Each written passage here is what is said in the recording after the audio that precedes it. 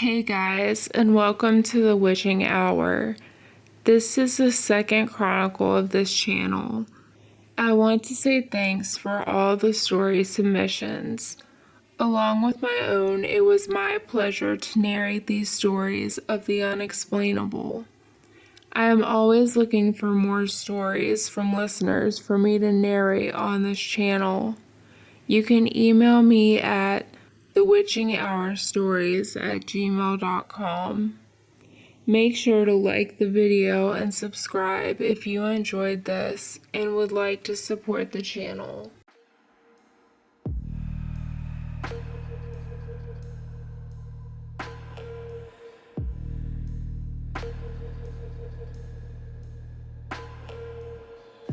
I am from a small town in England. I have been here my whole life, and as a kid, I used to hear stories about a whistling hag that would appear periodically throughout the neighborhoods. The woman was described as old, short, and bony, hunchbacked, and hidden beneath old, ragged clothes. She wore a bonnet and scarf, much like someone would describe a witch.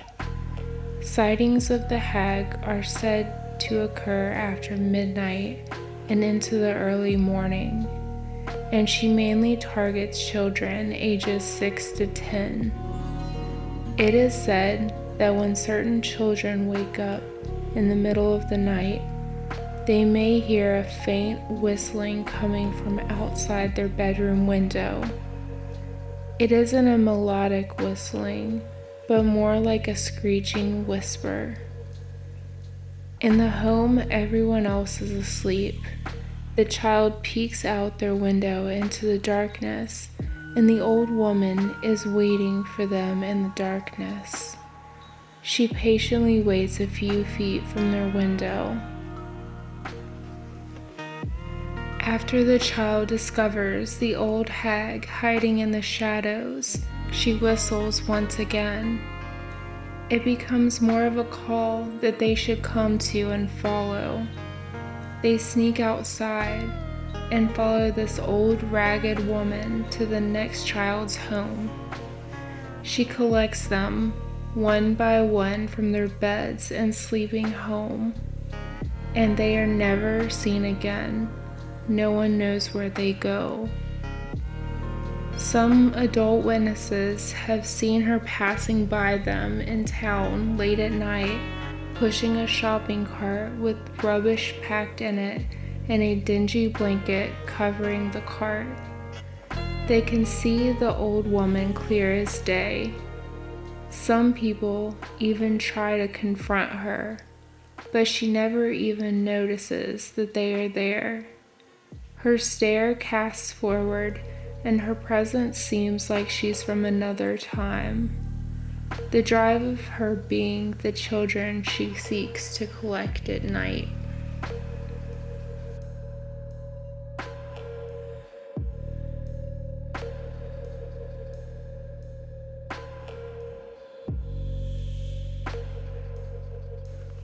My family loves the outdoors. We take every chance we get to enjoy a nice sunny weekend and adventure off into the woods. A few days prior to an upcoming weekend, my dad and I decided to plan a hike and camping trip for that Saturday and Sunday. We decided that we wanted to hike an area that we weren't familiar with. We had hiked every trail around our county probably 3 times over. It will be great to hike and camp somewhere unpredictable. I did some searching on Google and located a trail and campsite that seemed to be scenic from the pictures. Also, we had never been up that way before to hike. I also had never heard of the town the trail bordered. The morning of the trip, we woke up early and said goodbye to my mother after breakfast. We organized our camping gear in the car and started the 3 hours drive. It was a sunny and cool day, perfect for hiking and exploring. We had no trouble finding the parking area for the hiking trail and got our packs to set up. It was a moderate hike of just over 2 hours to the campground where we would sleep that night. The camping area was set up near a small waterfall and flowing river. The smell of the water combined with the plants was worth the hike. It appeared that we had the place all to ourselves for the night.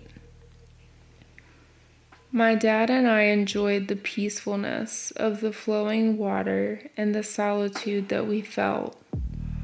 I was laid back in my lounge chair with my eyes closed and almost dozing off to sleep when we heard a strange noise. It sounded like a bullhorn going off in the distance. It reminded me of when pillagers are raiding a village in Minecraft. My dad heard it too. We both looked at each other and said, "What the hell?" I thought that maybe it was another hiker that was scaring off something or called to their group. But we had not seen another car in the parking area. We both continued to sit in our lounge chairs and look around. We had run into some strange things camping before, and we weren't quick to go into panic mode. We shrugged off the sound, and the sounds of the waterfall made us calm again. A few minutes later, we heard what seemed like the agile sound of feet crunching over the floor of the forest and charging towards us. The running sounded closer and closer. Someone was running up to our camp and fast. We jumped up out of our seats and grabbed our knives. And appearing from the trees and stopping about 500 feet in front of us was the shape of a man. I say the shape of a man because at his face he wore a bear head, and the hide of it was cascading around his body. We did not see one bit of skin. I was terrified. I did not know what to think of this random man wearing bearskin coming from nowhere. My dad said, "Get to the car, right now." I saw that I was falling behind my dad, running towards the car. It made me panic, and I ended up tripping over a campfire log. I picked myself up, not even feeling the pain of the fall. We reached the parking lot for the camping area and leaped into the car. My dad sped off, kicking up dirt and small rocks along the way. We had left all of our camping gear behind, I realized. I angrily said to my dad that idiotic man made us leave everything behind.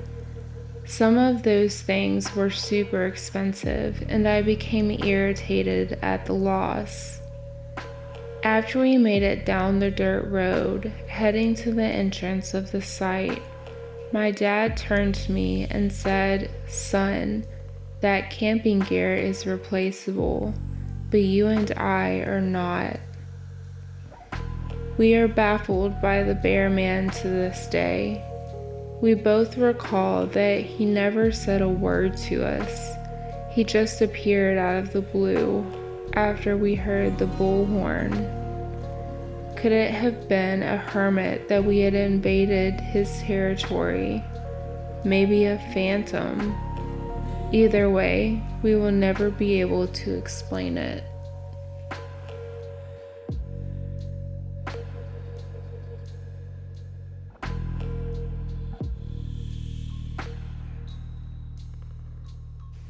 If you don't know about Randonautica, there is information and videos all over the internet and YouTube.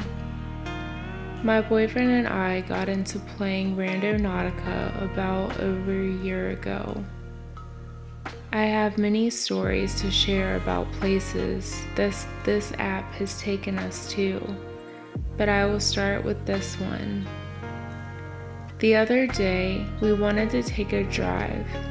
Whenever we don't have anywhere specific to go in mind, this app is our go-to. We were only going to do 3 intents since we didn't want to be out long. We set our first intent as random. We followed the GPS to the coordinates point. We noticed that it was taking us to a secluded area separate outside some established suburbs. We thought that our point was located on private property, so we stopped on the street and looked around. As we looked around, we noticed a sign just off the road. We pulled up to it and found that it was a map of separated properties on a land development. The name of the land development was really odd, and I actually had to look up part of the name to get a better understanding. I won't say any specifics, since this is located near where I live. We decided we would drive a ways up the road to check out the land out of curiosity. The road was well paved, but overgrown with branches of the surrounding trees and brush. As we drove along, we didn't see any signs of houses built, which was surprising. We did find an overgrown realtor sign, and we stopped to take a better look. The realtor sign advertised a well-known realtor in the area who only focuses on high-dollar homes. We took note of the number so that we could have it just in case we wanted information on the pricing of the lots available. The paved road was getting a little rough. My boyfriend loves to drive on rough roads, so that was fun for him. The trees narrowed the pathway further. Then an opening in the landscape appeared. We looked to our right and were extremely surprised. Down the right side of the hill off the road led to a beautiful large pond with a bridge from a pathway leading to it. The bridge and path were all overgrown, which made the scenery look even more ominous. We eventually came to the end of the cul-de-sac. On the road, it looked like someone had done multiple burnouts. I was thinking that this was probably the perfect place to act a fool, because I was certain that no one, not even the police, had heard about this land development. It seemed like it was forgotten about. When the burnout marks were no longer interesting, we made a U-turn around the dead end. On the opposite side of us in the cul-de-sac, we noticed the private property and security cameras in use signs. This surprised us because we had not seen any signs of other people up until this point. Looking closely, we saw a driveway going uphill and disappearing behind the wooded area. We were wondering why there was only one lot in the 100-acre land development.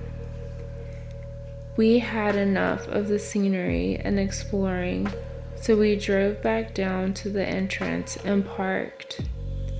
We decided to text the real estate agent about information about the properties, like who even owned all of this. She texted us back quicker than we had expected. Her reply was that she didn't even know who owned the development anymore. She said she had not been involved or active with the property for some time now.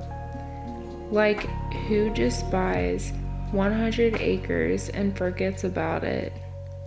We did research on the internet and found that the pricing of the lots was the highest prices of land that I've ever seen for sale in the area.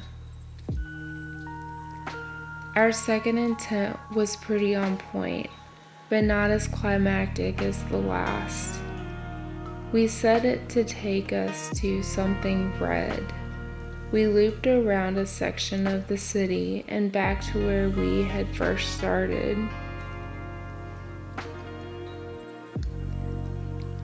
The coordinates we could tell was at a turnoff point to what looked like a gravel driveway. As we pulled up, we noticed that there was a gate blocking traffic any further. It was red. For the last intent, we couldn't think of anything off the top of our heads, so we drove around aimlessly for a few minutes. An old Rihanna song started playing from my playlist. I got an idea and set the intent as SOS, which means save our souls if you didn't know. Our GPS connected through the app took us to a lower end part of the area we lived. There seemed to be no activity going on as we passed the unkempt houses, not even anyone in their yards or porches. I thought that was strange because it was a nice summer evening. The closer we got to the point, I started to look closely at the upcoming houses. It sounds a little creep-like, but I can promise that I am only interested in why the app takes us to these places. Our point came up on our left, and it was a run-down 2-story house with some clutter on the porch. It was still occupiable. It started to look like we had gotten a bust, which is when the point does not resemble anything of the intent or tries to take you up a driveway into private property. We drove past with me being a little disappointed. I told my boyfriend to make a loop and go drive by the house again, which I realize makes me double creeper-like, I know. We made the loop and turned on the street where the designated point was. Well, there's a car that wasn't there before, my boyfriend pointed out. There was a green cube car parked on the side of the street directly in front of the house now. As we were riding up closer to the car, the guy on the driver's side was a white male with dyed blonde hair. His eyes were round like saucers, and he was avoiding eye contact with us very obviously. The guy was also biting the hell out of his nails.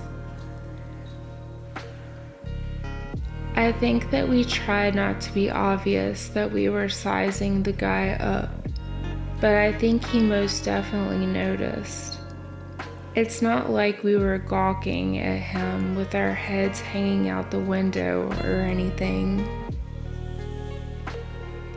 It sort of seemed like he was nervous of someone noticing him being there. We guessed it could have been a drug house or something like that, and we just had scared the guy. We laughed a little at the weirdness and drove to the intersection to take us out of that neighborhood. As we looked around at which direction we would go, we noticed something odd to the left down the street. There was a white female dressed in what looked like a black cloak.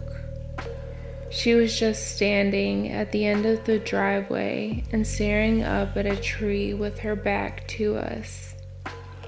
I can be an idiot sometimes, and I told my boyfriend that we should turn left and drive past her to see what she was doing.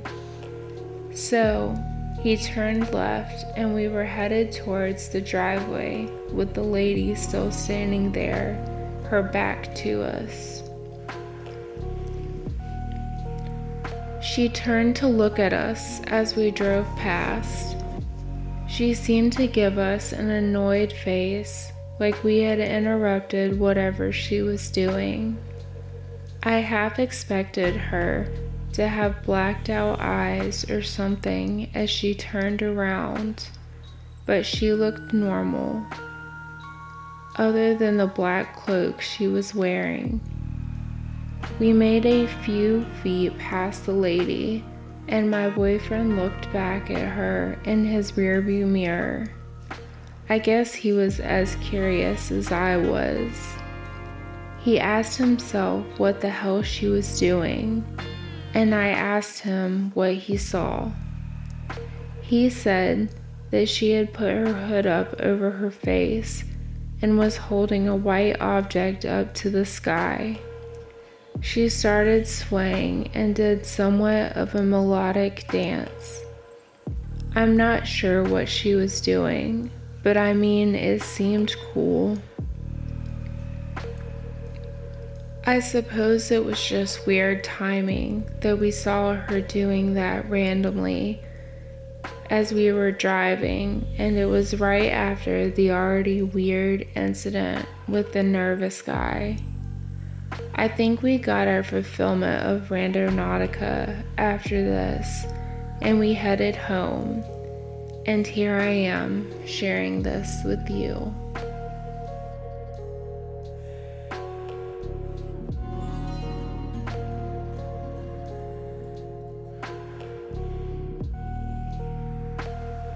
This story comes from my friend on Reddit, drs_12345. I kept seeing shadow people.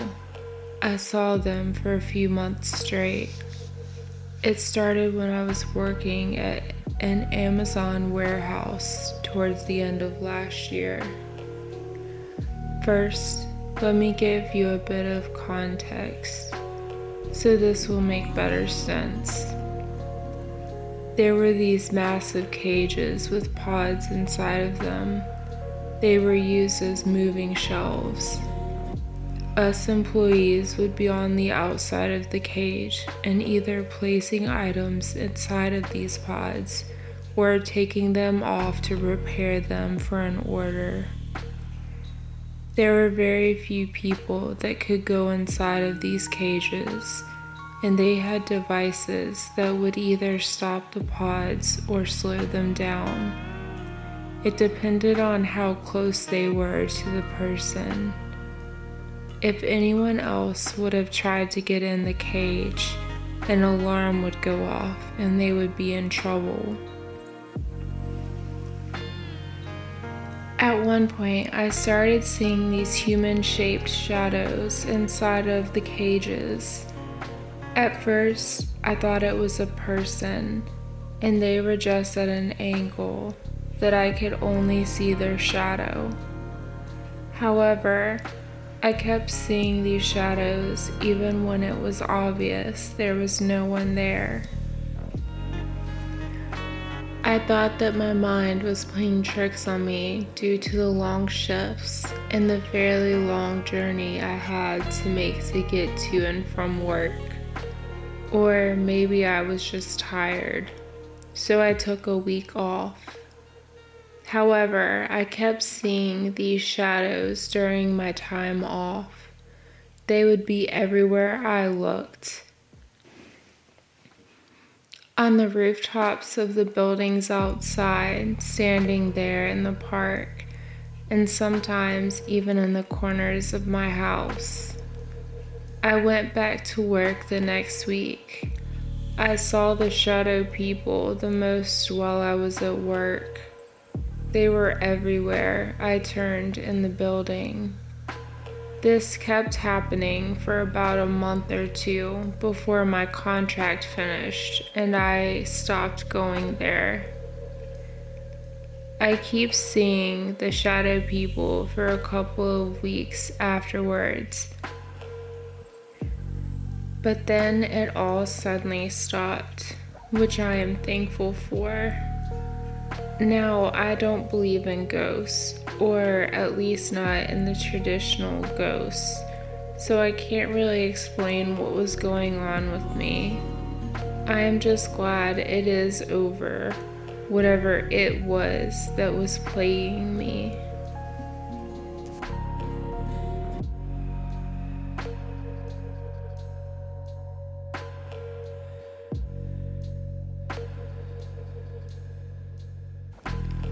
My friends and I love to skateboard. We have been skateboarding since middle school together. The city we live in is like a playground for skateboarding tricks.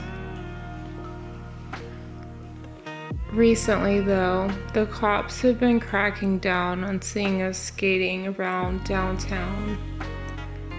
They have made it to where it isn't even fun anymore, because every corner we turn, there is a cop ready to give us a 20-minute lecture, which is a total bummer. So for a while, we resorted to going to the skate parks throughout our city, which are polluted with little kids on scooters and roller skates. It gets annoying. There is no shade from the summer sun. The other week, we found this totally empty and unnamed parking garage just outside the city. It was totally low-key, where we could play music, hang out, and even drink and smoke if we wanted. We also wouldn't have to put up with any outsiders messing with us. We thought we had found our safe haven until last night. All of us skateboarders in our friend group have a separate group chat just for us. When one of us feels like skateboarding, it is an easy way to round up those who want to meet up and go that day. So yesterday, I texted the group chat and asked who wanted to meet at the parking garage. It had gotten a little late because I wanted to wait until sunset so that it wouldn't be too hot to enjoy. My two friends, Dylan and Ben, said they were down. We met up at 8 p.m. Last night was the usual. Get warmed up, score some tricks, and then hang out on the bumpers of our cars and hang out to cool off. We had just got done with a round of beers when we saw a car driving into the entrance of the parking garage. I immediately assumed that it was a cop coming to bust us. Looking closer, I realized that it wasn't a cop car. So we went back to joking around on our skateboards. Out of the corner of my eye, I saw the car inch closer about a foot. At this point, I was a little annoyed. I turned to the car and stared at it. The car was a blue Chevrolet Impala. In the driver's seat, a woman dressed in a burqa, I hope that is the correct term, was staring at us. All of us were trying to see what the problem was at this point. We just threw up our hands in a what gesture. She sat there, staring for a couple more minutes. We got a little creeped out at this point and turned to walk back to our cars. As we turned our backs, we heard the sound of screeching tires. The sound itself startled the hell out of me. When I turned to look, I saw the woman driving straight towards us. I immediately yelled, "Shit," I guess as a reaction, and started sprinting to my car. The lady had not let off the gas as she came racing behind our rearview mirrors. I didn't know if we were about to get shot or what. My heart was beating so fast I could feel it in my ears. I watched the car from my ducking position behind my dash. She swung a U-turn on the next row over and squealed her tires yet again as she exited the garage. I rolled down my window and yelled at the guys that I was getting the F out of there. I pulled out into the parking lot outside and saw no sign of the blue Chevrolet Impala. I was still frightened, but kind of laughed at the situation. Why would a harmless-looking lady charge her car to us like that? Why was she there to begin with? Did she think we were going to cause her trouble? I ask myself these questions, but I know I will never get an answer.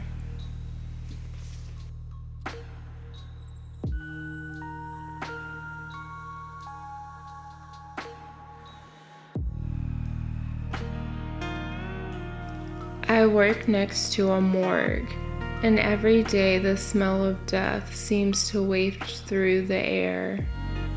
I have gotten used to the morbidity of it.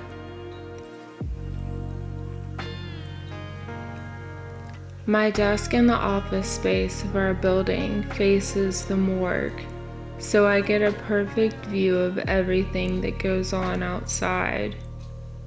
Usually, the parking lot empties out around 6 p.m., and once in a while a hearse will pull up in the late evening. My friend T works in the office space behind me. He knows I am sort of creeped out by the morgue being so close to work, and he loves to play these dumb little pranks on me. One time, he hid behind a corner in the office and made this strange moaning noise until I realized the noise. He shook the curtains against one of the windows nearby and then jumped out at me. I don't believe in ghosts, but what happened yesterday definitely terrified me. My coworker and I were burning the midnight oil, so to speak. This means that we usually work well into the midnight hours to try and get as much work in as we can. And it's a pretty common occurrence for a Monday. I'm staring at my computer screen when the lights in the room start to flicker and then turn off. I look behind me where T's desk is, and I realize that I am the only one in the room, which makes me immediately suspicious that T is up to one of his tricks again. "Very funny, T," I called. T peeks out around the corner of the office's kitchen in the next room. "You say something? And why are you working in the dark, fool?" "You were messing with me, dude," I said, slightly amused. "Dude, if I was gonna mess with you right now, I'd at least do it with a full stomach. I haven't eaten dinner yet." "Oh, well, never mind, man." I get up from my desk and turn the lights back on. So I settle back at my desk and eventually get back to work. I am typing away at my keyboard when I feel a finger tap me on the shoulder twice. I spin around in my chair, and T is yet again not in the room. I go back to my screen and try to find my concentration again. Then I hear the echoing thud of footsteps walking towards me from the hallway ahead. I slowly turn my head towards the hall.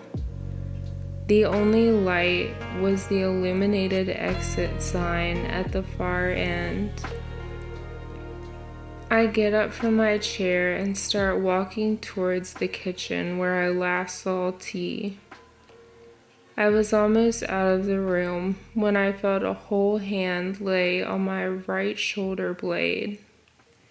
I turn around and I hear a loud bang, as if someone slammed their fist down on one of the desks.